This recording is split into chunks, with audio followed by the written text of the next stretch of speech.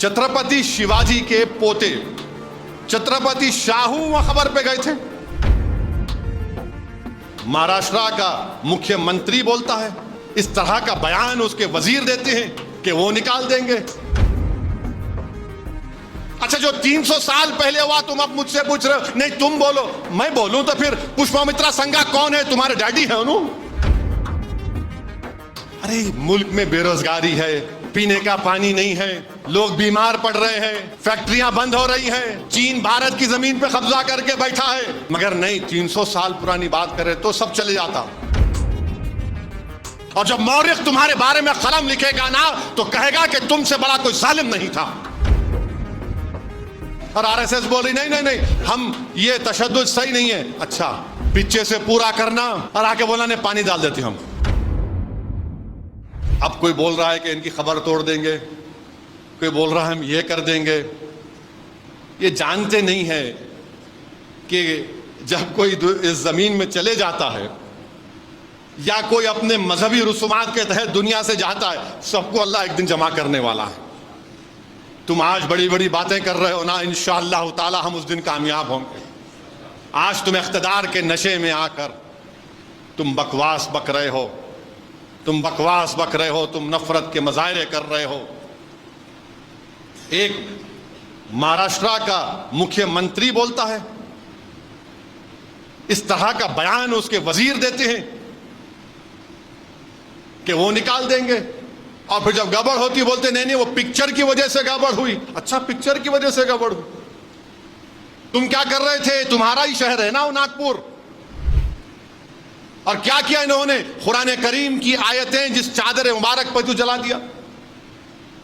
दोपहर में जाकर कंप्लेन दिया गया कि एक्शन लो।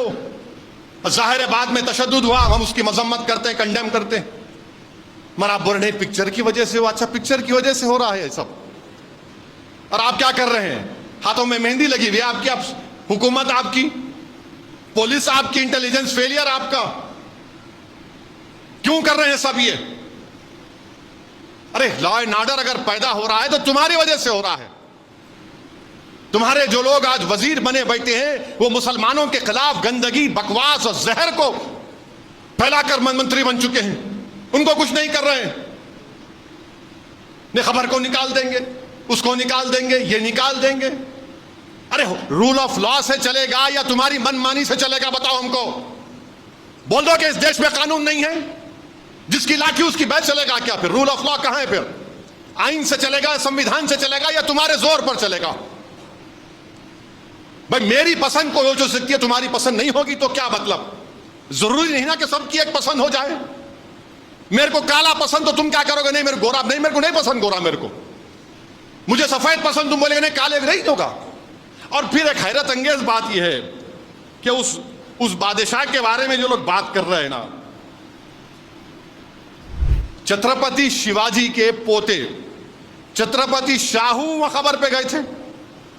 ये मैं नहीं बोल रहा हूं, आज से 2 दिन पुराना इंडियन एक्सप्रेस का अखबार है, जीशान शेख के नाम से डालो हजरत गूगल में, बेकार चीजें देखते आप लोग। उस आर्टिकल में लिखा कि छत्रपति शिवाजी के बेटे खबर पे गए। अब क्या बोलेंगे उनको आप? क्या बोलेंगे उनको आप? अच्छा, फिर उससे हटके गांधी ने क्या कहा था 1931 में इस बादशाह के बारे में? पेम्ब्रुक कॉलेज है बर्तानिया में, नवंबर 1931 को गांधी ने क्या कहा था, पढ़ लो तुम जरा। फिर दिसंबर 1931 को गांधी ने क्या कहा था राउंड टेबल कॉन्फ्रेंस में इस मुगल बादशाह के बारे में? वो मेरे अब्बा नहीं है, देख लो। फिर उसके बाद यंग इंडिया महात्मा गांधी का जर्नल था, जुलाई 21 1920 में गांधी ने क्या लिखा, पढ़ लो तुम। फिर नवजीवन अक्टूबर 20 1921 को गांधी ने क्या लिखा इस मुगल बादशाह के बारे में, पढ़ लो तुम। और यह भी पढ़ लो, जब किसी ने गांधी को खत लिखकर कहा कि इस बादशाह ने एक मंदिर को तोड़ के मस्जिद बनाया, तो गांधी ने कहा कि यह इंटॉलरेंस है, इससे हमको बचना है, यह गलत है। गांधी ने यह भी कहा। मैं भी गांधी से डिसएग्री करता हूं, मैं बहुत से गांधी के चीजों से उसकी मुखालिफत करता हूं, तो क्या मैं बोल दूं जाके तोड़ दूं? अरे तुम तोड़ने के लिए आए या जोड़ने के लिए आए, बता हमको। अच्छा, जो 300 साल पहले हुआ तुम अब मुझसे पूछ रहे हो, नहीं तुम बोलो। मैं बोलूं तो फिर पुष्पमित्रा संघा कौन है? तुम्हारे डैडी है उन्होंने। कौन है पुष्पमित्रा संघा? बोलो फिर। छोला बादशाहों के पास क्या हुआ बोलूं मैं? अरे मुल्क में बेरोजगारी है, पीने का पानी नहीं है, लोग बीमार पड़ रहे हैं, फैक्ट्रियां बंद हो रही हैं, चीन भारत की जमीन पर कब्जा करके बैठा है। मगर नहीं, 300 साल पुरानी बात करें तो सब चले जाता। ये क्या आमफाट है? बोले चले जाएंगा। मेरे अजीज दोस्तों और बुजुर्गों, मैं एक ही बात कह रहा हूं, अपनी हिम्मतों को बुलंद रखिए, डरने और घबराने की जरूरत नहीं है। अल्लाह के रसूल सल्लल्लाहु अलैहि वसल्लम की हम उम्मत हैं, अल्लाह उसका रसूल हमारे साथ हैं, अल्लाह उसका रसूल हमारे साथ हैं। हरगिज डरने की जरूरत नहीं। जमहूरियत के दायरे में रहकर हम लड़ते आए और लड़ते रहेंगे। ये लोग डराने की सियासत अगर कर रहे हैं तो याद रखो, हम सिर्फ अल्लाह से डरने वाले हैं, इक़्तिदार की कुर्सियों पर बैठने वालों से डरने वाले नहीं है।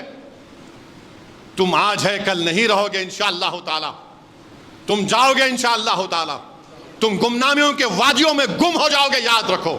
और जब मौरिख तुम्हारे बारे में कलम लिखेगा ना तो कहेगा कि तुमसे बड़ा कोई जालिम नहीं था जिसने आइन की धज्जियों को उड़ा दिया। नागपुर में जो झगड़ा हुआ, जो आरएसएस के लोग चादर को जलाए जिस पे कुरान करीम के आयत थे, उनको पुलिस स्टेशन में हजरत पुलिस ने बेल दे दी और 50 या 60 बच्चे अभी जेल में हैं। और चीफ मिनिस्टर बोल रहे जो साजिश की उनकी खबर खोद दूंगा।